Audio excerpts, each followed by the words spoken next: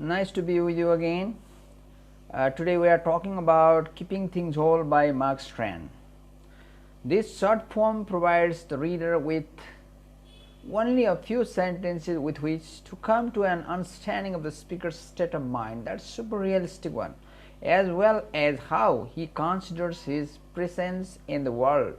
Wherever he goes and whatever he does, he is invisible. When he leaves, the air feels back behind him and as if he had never been there in the first place. Besides, he adds, by moving he is able to ensure that everything stays as it was, as it used to do. His absence does not fragment or upset the world. His absence keeps the things whole. The main motive of his moving here and there or movement is to keep things whole, or in other words, he moves in order to keep things whole. So, this is what the poet means to say. Keeping Things Whole by Mark Strand is a complex and curious poem that describes the speaker's interpreted invisibility within every facet of his life. So, this is what we mean. Now, let us go with the discussion. Today, we are talking about Keeping Things Whole by Mark Strand. In our today's discussion, we are talking about summary, there will be analysis, and there will be points discussed before we conclude. So, I am sure you will accompany me till the end of this video. If you are new to my channel, I heartily request you please subscribe my channel, because I am working with other videos so that you will be informed, you will be advantaged.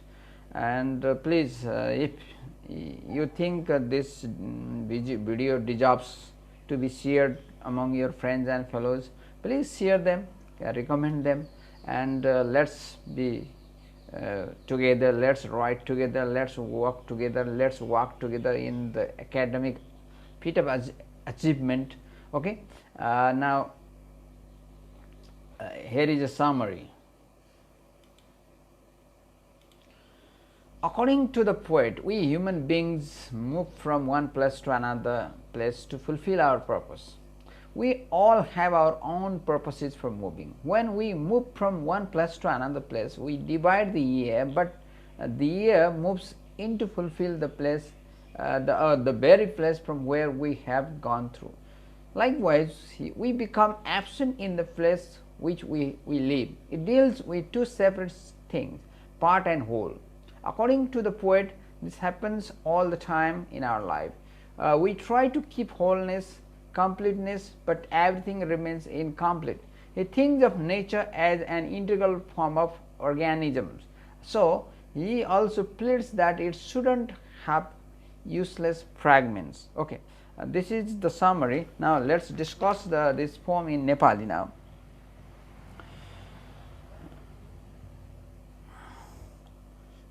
कवि mark strand अति यथार्थवादी धाराका कवि हुन्।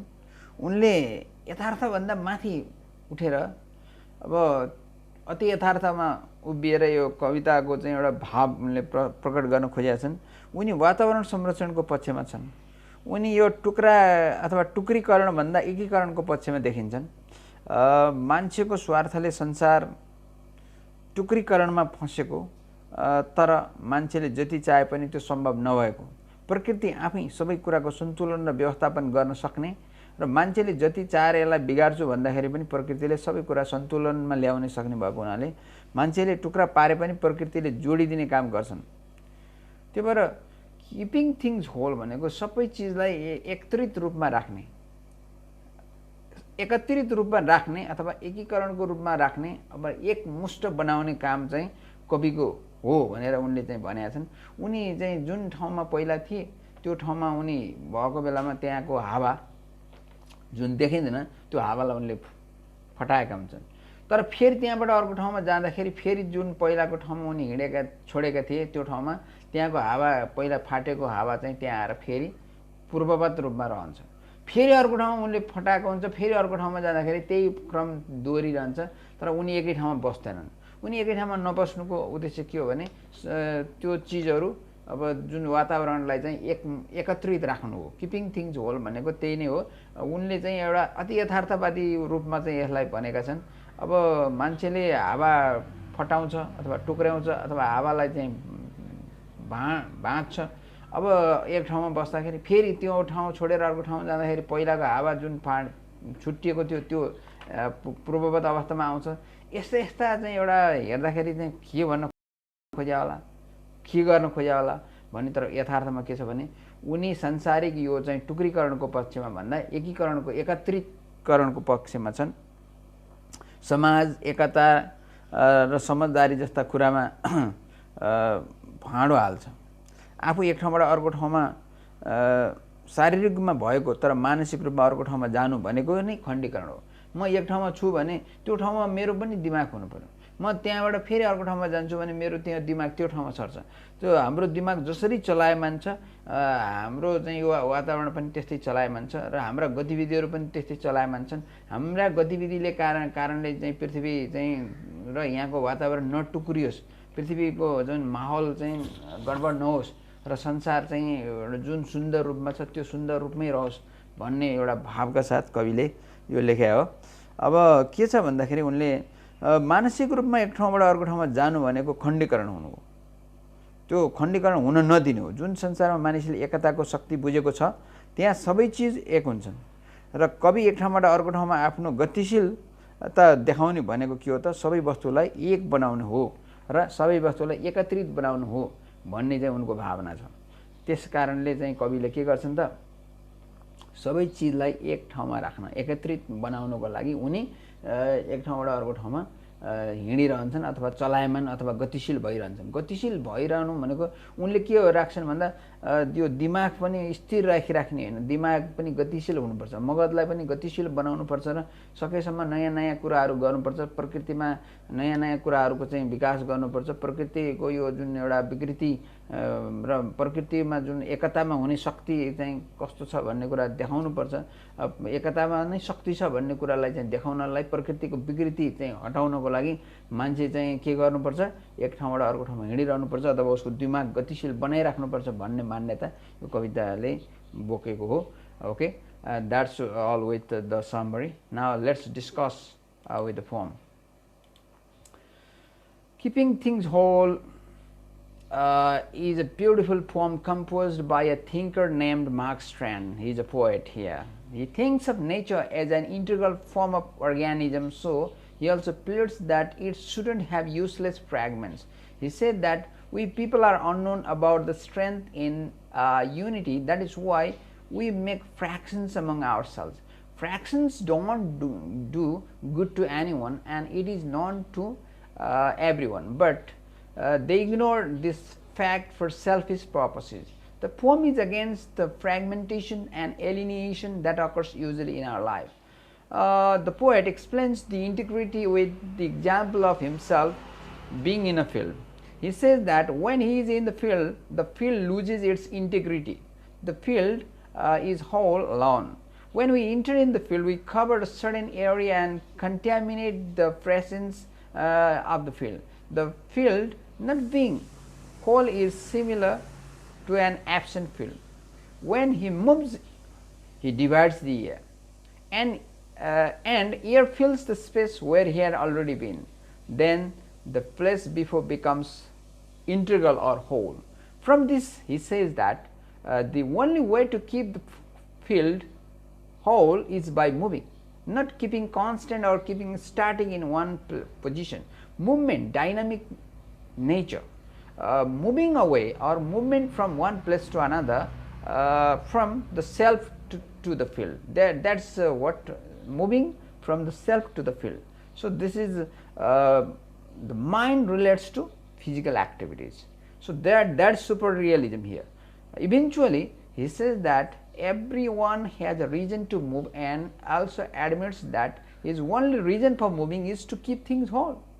The poem is clear. Here, the poet wants the world to be undivided, a world whole and not fragmented, the entire world as unit. strong, not fragmented, not divided because of these human activities.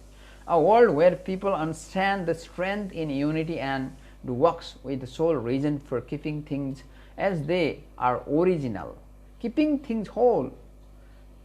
All of them are keeping things whole. Okay.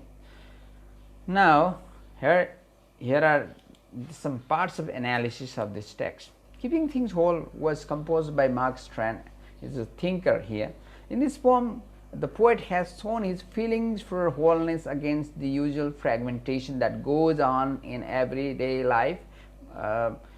This Mark Strand is Mark Strand's composition is curious, and this poem describes the speaker's interpreted invisibility within every facet of life. When we solve one problem, other problems move in like air moves in. In the same way, we find something missing in the first place when we go to another place. The poet moves forward and he parts the air, but it becomes whole again. So it is impossible to divide the natural elements and natural properties from each other. Nature has such capacity. These natural properties or elements cannot be divided. So we think they are divided. We can divide with our power and with our technology, but we cannot do so. Men get knowledge from the nature, and that the nature itself is more powerful than human beings. The poem is centered on the idea that the narrator's life is lacking purpose. In exploring the meaning of his existence, he determined that his reason for living was to keep moving so that people's lives were only temporarily interrupted. People's activities may temporarily interrupt the worldly activities, but the constant movement of these people from one place to this movement, this psychological movement, their physical movement, all these things are there to keep things whole. The poem Keeping Things Whole deals with two separate things, part and whole. It illustrates the fact that parts are essential to make the unifying nature of whole. Means this is whole part theory. Parts are necessary to make whole. The nature has smaller parts which can be divided into separate elements. The poet has lost himself in the field.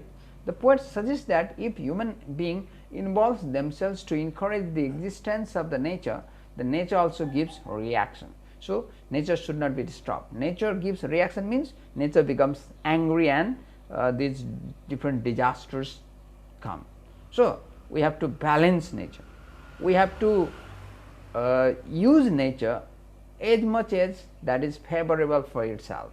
So we should not do all the things for our selfish purposes. Let the nature exist and let the human being exist. Let all the creatures and flora and fauna exist, then nature exists. These elements of nature should not be fragmented. These elements of nature should be kept intact. Okay, at last, the poem, Mark Strand's poem here, Keeping Things Whole, is a beautiful short composition that bursts with the philosophy, the postmodern philosophy of superrealism or surrealism incorporated here. And here the poet pleads for wholeness against the usual fragmentation that goes in life. It focuses on the need for wholeness in everywhere, because the poet feels the absence of wholeness everywhere. He is not happy with himself because he is an intruder in the natural environment. His use of surrealism makes him an ardent postmodern poet, as I mentioned earlier. And this is one phenomenon of postmodern, one study of knowledge, or one area of studies of postmodern era period, let's say. And this has made the poem as a super example or superb example of postmodernism, and poet as the ardent postmodern poet. The poem is against the fragmentation and alienation that occurs usually in our life. The poem deals with two separate things, anything which are part and whole. That means parts make whole. These elements have to be keep in contact, and this is the human activities that they have to move from one place to another, not to disturb, keep them intact, keep the world intact, keep the elements of the nature intact, and nature, let nature be fresh and healthy, not fragmented. The poet suggests that if human beings involves to encourage the existence of nature, then nature also gives reaction. Okay, that's all with the discussion of keeping things whole by that's all for today, and I'm sure you got the points. If you have any queries, please let me know, and thank you very much for your time and patience. I once again request you to subscribe my channel and share this video as far as possible. Thank you.